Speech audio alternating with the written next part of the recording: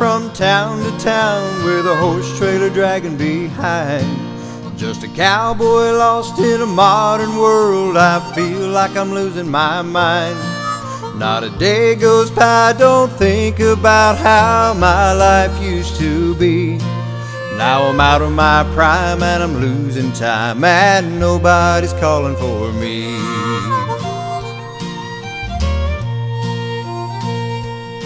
They used to call my name come roundup time. Now the four-wheelers takes my place, and the cowboy life that I've always loved is getting lost without a trace.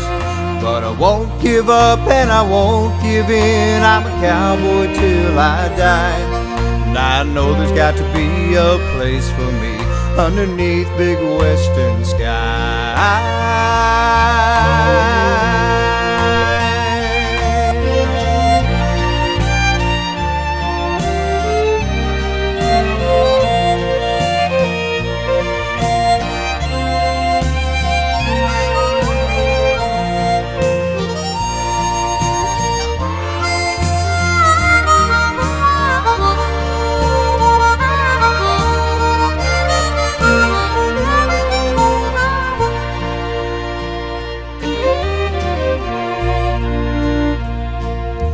Headed out west, gonna do my best to leave the civilized world behind.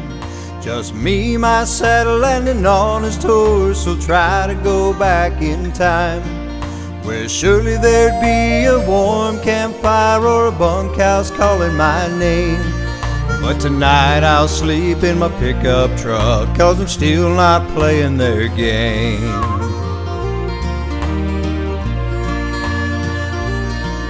The world may turn, but the thing they can't change is the way I feel inside.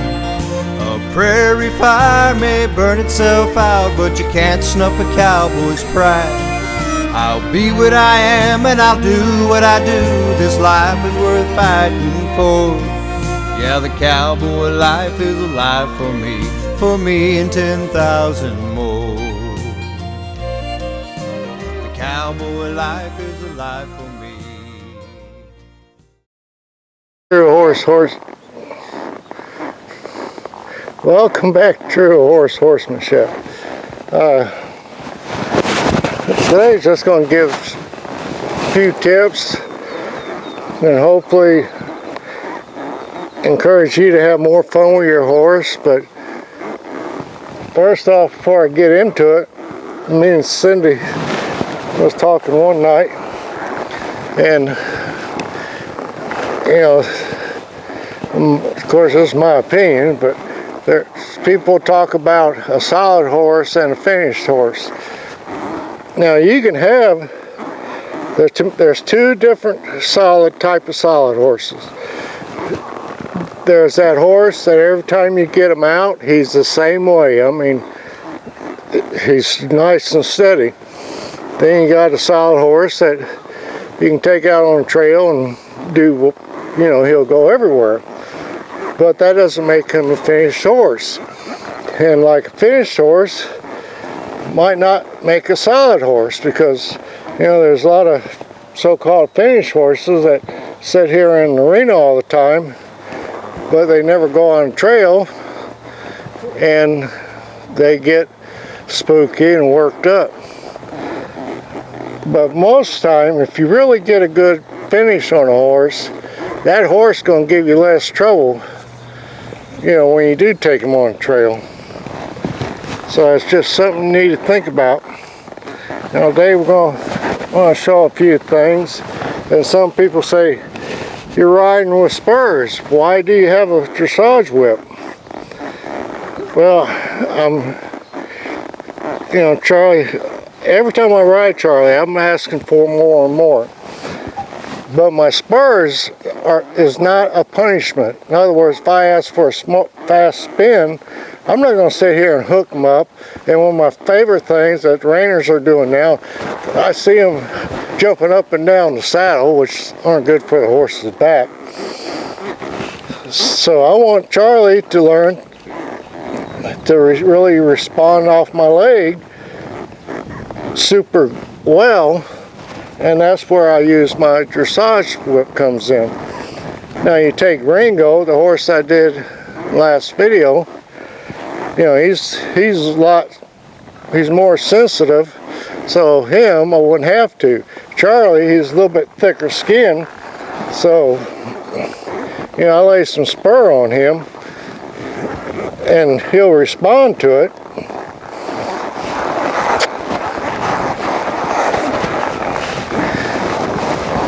But I'm not getting the speed. And also, my last video with Ringo, what you saw me doing, now I'm really, if this virus thing goes off, of course it'll be in Texas, and we're talking about in October, so we'll probably going. But plan on Ray and me, excuse me, plan on taking him to Fort Worth in October. So I really, by that time, I want him to get where it looks like all I'm doing is sitting here and him respond. So now we got all my tools together. So now we're going to put it all together. And like I said, started to say earlier, about like you saw me, the way I rode Ringo, I'm going to basically do a lot of the same things with Charlie, and I'm going to do things a little bit quicker than I normally do with Charlie in a training session, but I got to show what, you know, to expect out of him. So and here's another tip.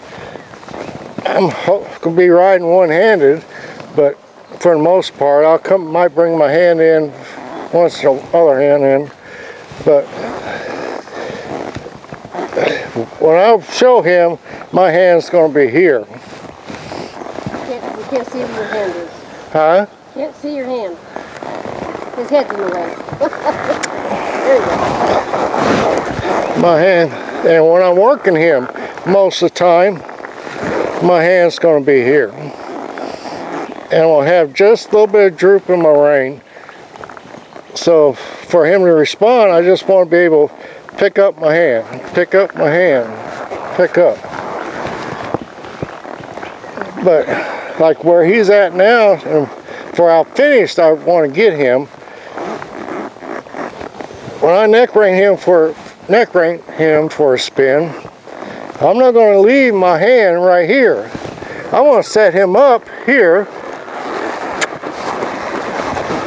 and I'm going to move that shoulder.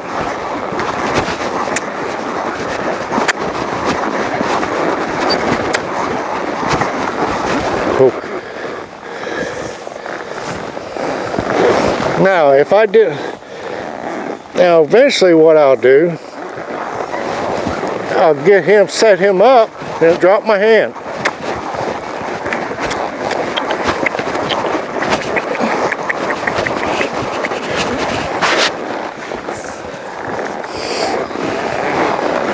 So I'll just use me put my hand up here. And I'll show you something here in a little bit, and I think I showed it in the last video. But anyway, so here,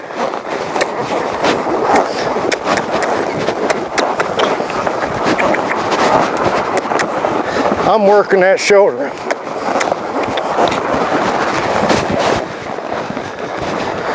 Now I got my inside rein a little bit, so I don't want him to tip that nose to the outside, outside of my spin.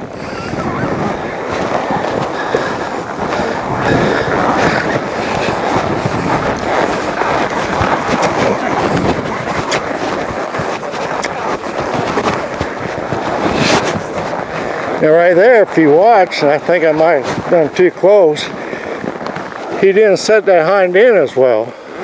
Because when I start doing it from here, that the hind end's going to move more. Oh.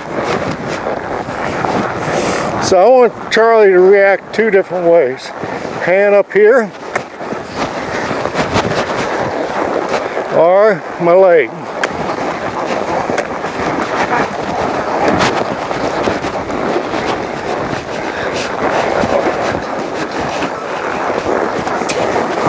I want him to move off that leg, or if I go up here, I want him to move off that rein. But I'm putting my rein up here so I move. I'm isolating that shoulder from the hips. And what I'll do,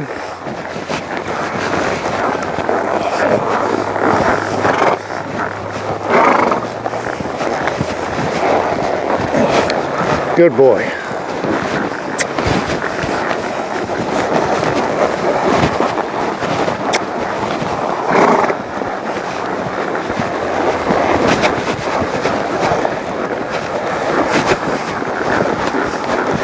So you'll see me doing a lot of half passes.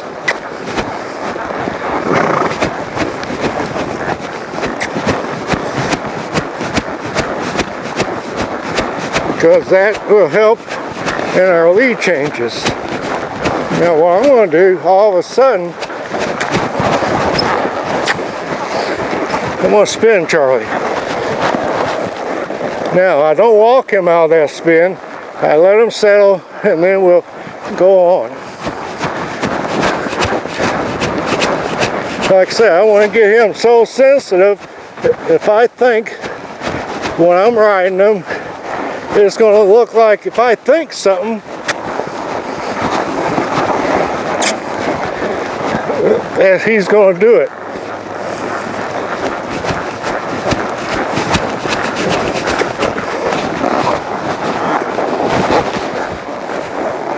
And primarily I do this at a walk and a trot. Now you notice, good boy.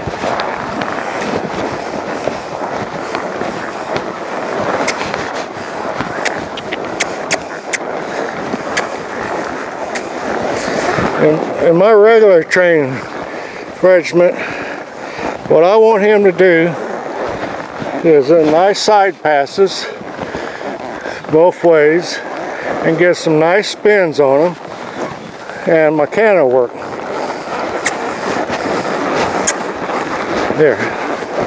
That's what we're looking for. So I don't completely always ask for speed. Biggest thing is I want to get that softness too.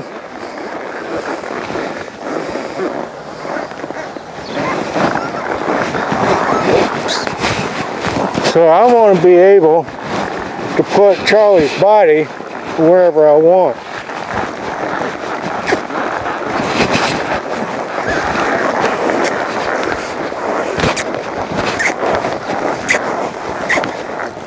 And I can go from that. From there I can go into a spin. A finished horse, I should be able to place his feet wherever.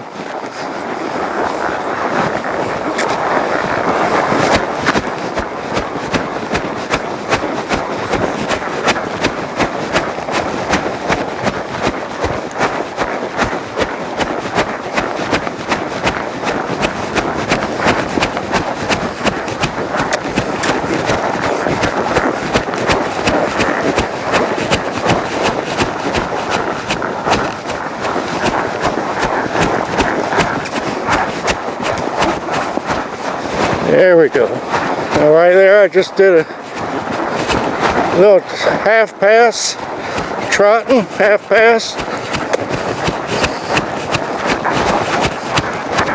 And that was pretty.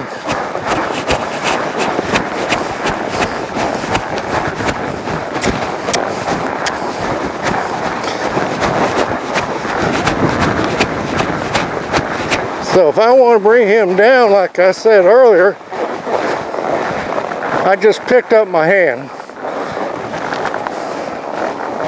I'm keeping my hand below my saddle horn. And if I just pick it up, I expect him to respond to it. And it doesn't matter if I'm riding, even if I'm riding two-handed, Like right here, I pick up, I expect him to come off that bridle, that bit.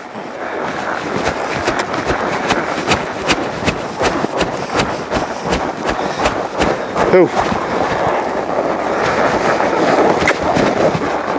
Ooh. So I want to be able to place his feet wherever I want. Ooh. Now, of course, Charlie's not that hot of a horse, but like that movement I was just doing, I love doing it. But if you take a hot horse, they're going to end up getting hotter.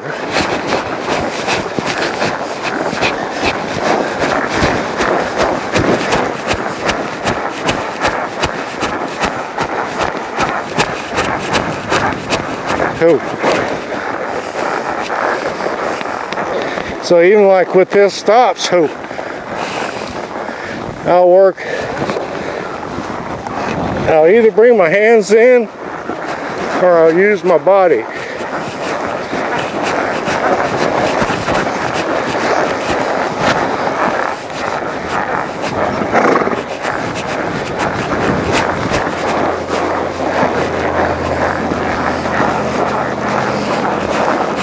Now I'm going to start working on my canter work here a little bit, but I'm not going to go straight from a trot to canter. I want him to walk around a little bit. Oh.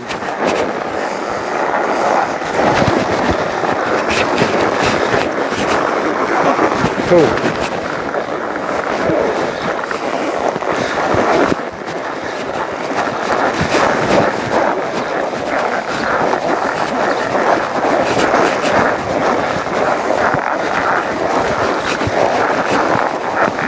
He's got company over there on the rail and he wants to get over there.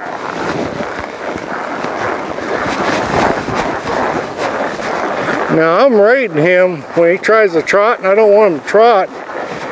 If you look, even if like right now I'm riding one-handed, if he wants to trot, I'm going to go ahead and reach over here and rate him on one side. Yeah, I can pick up and slow him down, but I'm schooling him. And like I said, the more I save that mouth, the better he's going to respond. So now I'm going to ride him real loose and just sort of, just like we did with Ringo that last episode. Now if he don't respond, I'm going to pick up and put him a little tighter. If he don't respond, I'm going to pick up and put a little tighter. But if he responds like that, or like that, I'm going to leave him alone. Ho. Ho. Now right there, all I did, of course they won't show up, I just grabbed my reins. Get up here with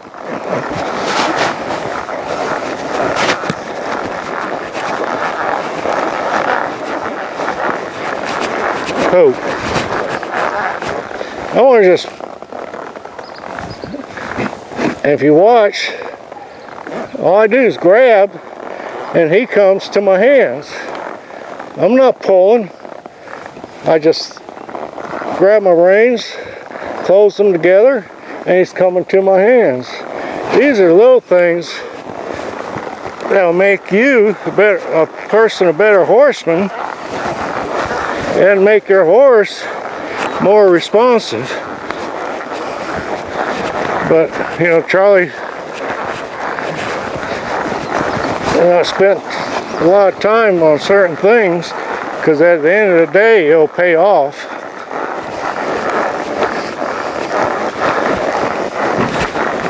Good boy.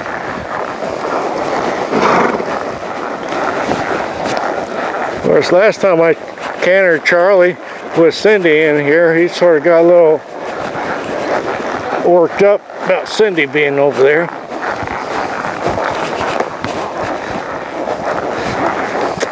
So we'll move that hip.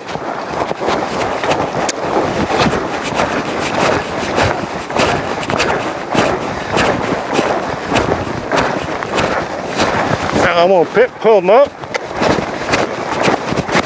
We'll ride a little faster.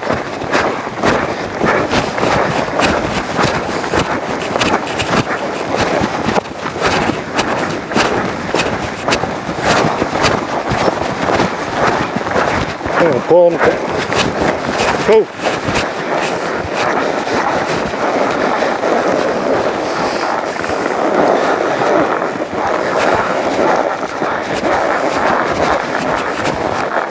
Now he didn't transition down the way he normally does, but that's fine. Move that hip.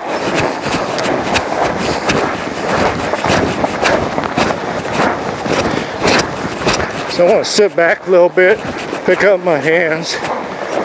There. That's what I'm looking for. So, you know, usually he transitions from fast to slow canter pretty well, but we got a little distraction, so I don't pay no attention to it. So I just keep that in mind. So instead of trying to get him slow from a fast canter down, fast slope, I'm going to just break it down a little bit.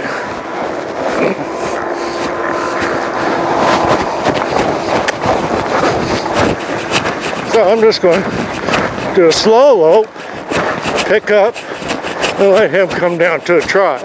Ooh.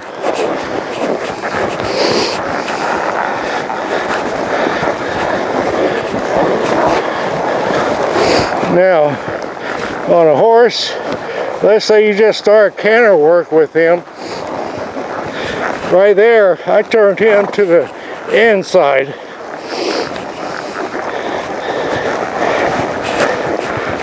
Now, a horse that I just started cantering,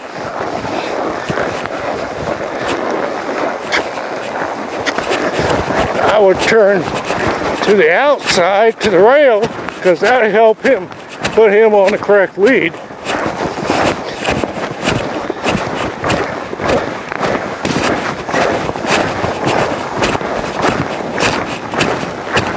So we're just going to let him move out.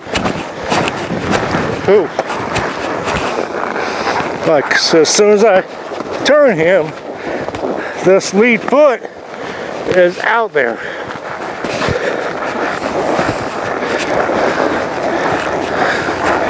But too many people have said in the past, when they first canter a horse, they're too worried about that lead.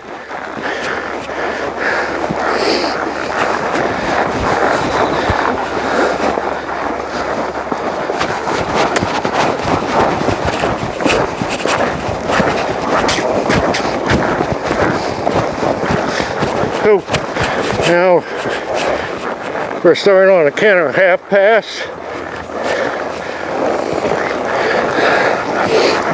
and I'll reverse it back and forth here at some point, but I usually wait till the horse gets it well one way. I'll pick him up a little bit.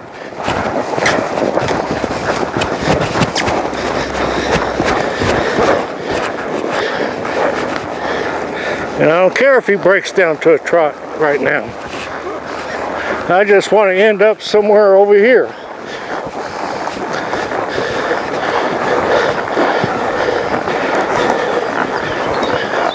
Move that hip.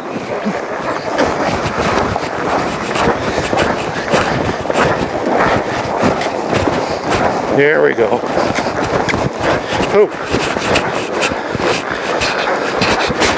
So when I get him super soft, and we're half passing this way, and then I'll start working on the other way. He'll pick it up a lot quicker. So, you know, anytime, like I said, if you want a truly finished horse, if Suka was here, I could really show you. Our Brave Eagle, because Cindy see me, I could rope off Brave Eagle, I could shoot off of him. He'll spin a hole in the ground. He's great on trails. So there you got a case where you got a solid horse, but he's finished. Of course, my matter of opinion, there's never a finished horse. You can always get softer and softer and softer. And that's like, you know, I got Charlie the mechanics of the canter half pass now. So what I'll do, and I want to make him responsible for his own actions. I want to block his speed with this hand. I'm going to pick his nose up a little bit with this hand and start moving his body over. Now, right now, if he wants to push on that bed a little bit, that's his problem. It isn't mine.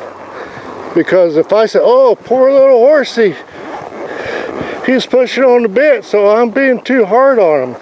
If you can really feel my hands, you feel I'm not. And as soon as he hits that right position, he'll stop it.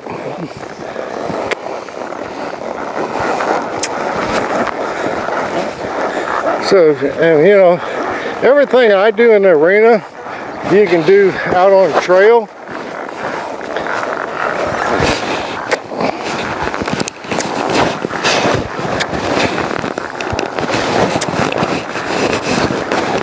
Like I said,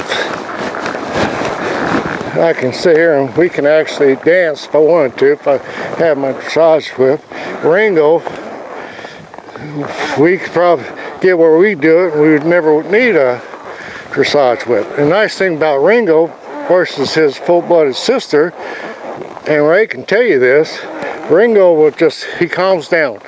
You can get him worked up, but he'll come right back to you. And that's a great horse. Now Charlie, he's a good, all in all, well-mannered, quiet. I mean, me and Ray had this conversation, and I said, I don't know, if you offered me him or Ringo, I don't know who I'd take. And Ray was right.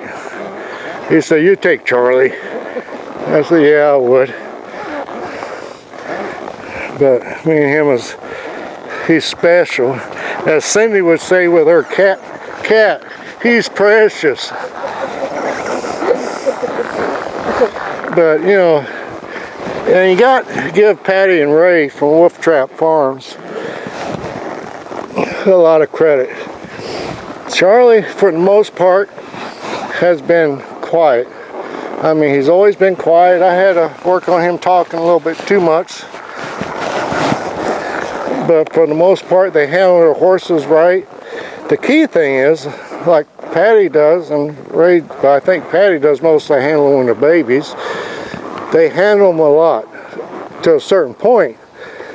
But at some point, they let them go out there and be horses. And that herd mentality always pays off. So, you know, and go back, like I started to say earlier, my training regiment for Charlie, I gotta go canter the other way here, but I want to work on moving his body where I want it, a couple of different ways. I want to be able to rein him, or I want to be able to use my legs. And he does them what I'm asking of him well, we'll go to the next thing. Because that way, he's not going to get soured on anything. Right now, I'm not going to ask nothing of him. I'm just going to let him have his head a little bit. Going to pick up. Slow him down there. That was pretty. Let him come out a little bit. Pick up. And he slows down. Hoop. See, and that's why I want it done. If you notice, I just barely slowed down, picked up my reins, and he slowed his lope down. And that's what we're looking for. And there are going to be spots, times that he's going to do it super well. There's going to be times he's going to come into a trot. But if he transitions down, let's say from a fast lope, and I pick up my hands, and my times 10 is my screw up. If I hold my hands too long here, I'll lose that opportunity for him to come to a slow lope, and he'll go into a trot. So I don't get after him. Just next time I do it, I'm going to think to myself, is it him or is it me? And most times, especially where Charlie's at now, I screwed up somewhere. So like that time, that was picture perfect. I just picked up my hands and he slowed down. But when you first start rating them like that, if they slow down to a trot, take it. Don't get after them. You know, like I said, be fair to the horse. So I got work, I think, batting right for a little bit. But as I always say, be true to the horse, and they'll be true to you. And I tell you what, it's so, every day, even me, I try, even at this many years, I still try to improve my riding and try to do things, see what works and what doesn't work. And that's like earlier, I was using my dressage whip, because I'm not going to use my spurs to get the speed. When I start wanting speed, I'm going to bring my dressage whip in there, and I'm going to lay my leg on him first a certain amount of time and set him up, and he'll get where all I got to do is lay the leg on him. He'll spin fast. But I'm not going to sit here and put what we used to call henpecks up and down his sides with the spurs. So anyway, I'll go back to my sign off. As I always say, be true to the horse. Cindy's over there shaking her head. Be true to the horse, they'll be true to you. To my kids and grandkids, and a special person out there that everybody knows who the hell it is now. Watch they lay KDA. God bless. Take care.